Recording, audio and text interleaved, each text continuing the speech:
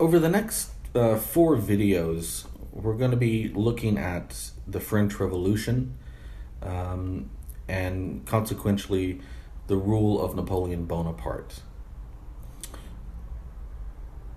This is a section in your book that begins on page 474, and it asks a question.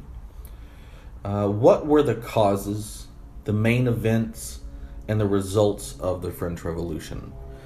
And that's what I will hope to answer in this video and no doubt the second video.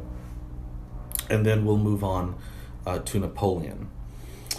The French Revolution was certainly born out of the ideas of the Enlightenment, although we didn't necessarily cover it in our video lectures. It is discussed in your book, the influence of the Enlightenment on the American Revolution, which lasted from roughly 1763 until its conclusion in 1783, where Great Britain handed America over as an independent country, independent of Great Britain, and therefore we won our independence. And the Enlightenment, the ideas of the Enlightenment played a crucial role in that revolution. There were many French soldiers who fought during the American Revolution, and there were many French soldiers and higher up officers like Lafayette, who believed in the causes of the American Revolution as it was a expenditure of Enlightenment thought. Many of these soldiers came back to France with ideas, more than ideas, but with the belief that France, certainly, since French philosophers had been the major players of the Enlightenment, should follow suit with their American brothers. And so began a period where quietly, because you didn't want to be noted for being treasonous against your king, whether that be Louis XIV, Louis XV, Louis XVI of the Bourbon dynasty, whomever the king may be, ideas of overthrowing a tyrant monarch, of which all of these were, whether they thought of themselves that way or not. And so the ideas of the American Revolution and the Enlightenment very much influenced French society from bottom to top during the period after the American Revolution. So from basically the 1780s, the early 1780s to the late 1780s. The French Revolution began in the year 1789, a very important year.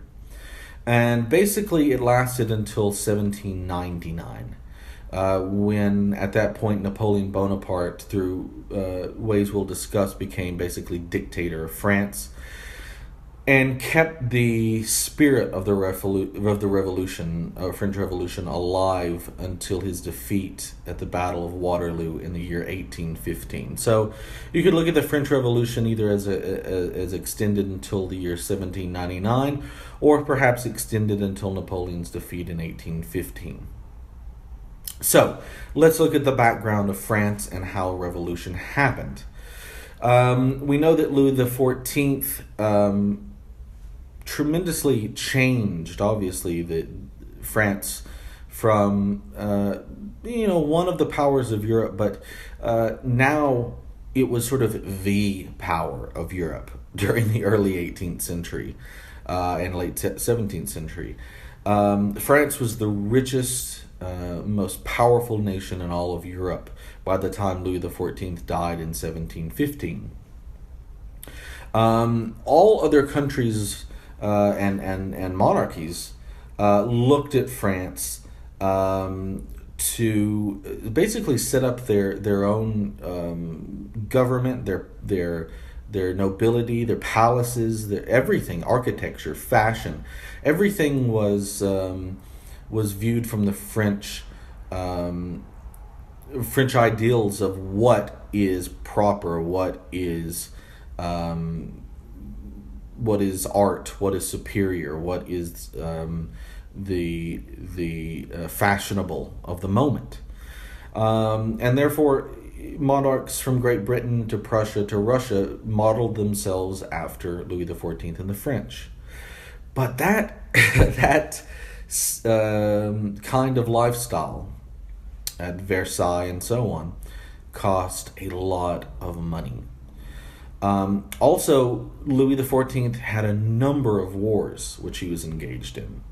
Louis XV would continue these. So they were spending great amounts of money from taxation, from keeping the nobles, of course, at Versailles and charging them rent for their apartments. But they were spending a lot of money on these things and the wars. So while there was a sort of a growing France to the rest of Europe, there was also beneath the scenes or hidden from view an economic crisis, which was caused primarily by the aristocracy. The aristocracy and this period that lasted from before Louis XIV, but on through until Louis XVI, was known in France as the Old Regime. The Old Regime had a structure that was basically this. Firstly, it had a king at the top, which was an absolute monarch, as we know, like Louis XIV. Secondly, society was then organized into a very rigid social structure. This was really what was referred to as the Old Regime, in which basically, somewhat like in India, the Indian caste system, where once you're born into a certain caste or class, that's where you'll stay for the rest of your life.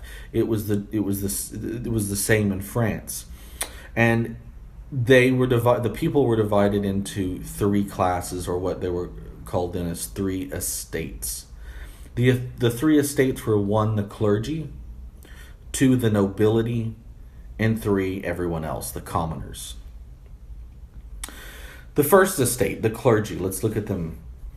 The clergy obviously administered church doctrine in France and administered on the local level the churches and the including the parish priests, the local parish priests. They ran schools. They were responsible for keeping birth and death records, which will be important later, and cared for the poor. But to support all of these activities, they relied on a tax of the French people. This French tax was called the taille, spelled Taille, the taille, which was a tax on income. And the church then, therefore, owned not only vast amounts of land and other property, but the clergy paid no taxes under the Old Regime. So they made all of this money from taxes, but they themselves paid no taxes, which didn't sit very well with the people of France. The First Estate also included this higher clergy, that would be clergy that were actually nobles. There were many bishops and cardinals, such as Cardinal Richelieu, Cardinal Mazarin, and so on, who fit this category. And they lived often in luxury, whether in Versailles or in Paris. In contrast to them, though, were the local parish priests, who usually lived quite a simple, hardworking life.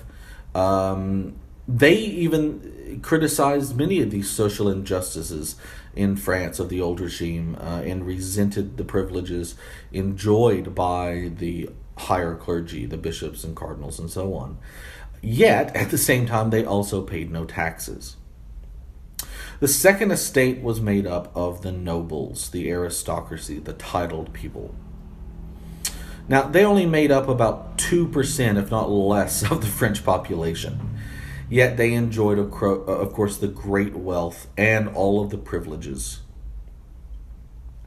Only nobles could become officers in the army, which was fairly normal in Europe.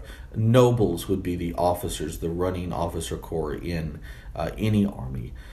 This was a little bit different in Prussia, but mainly this was true in Europe.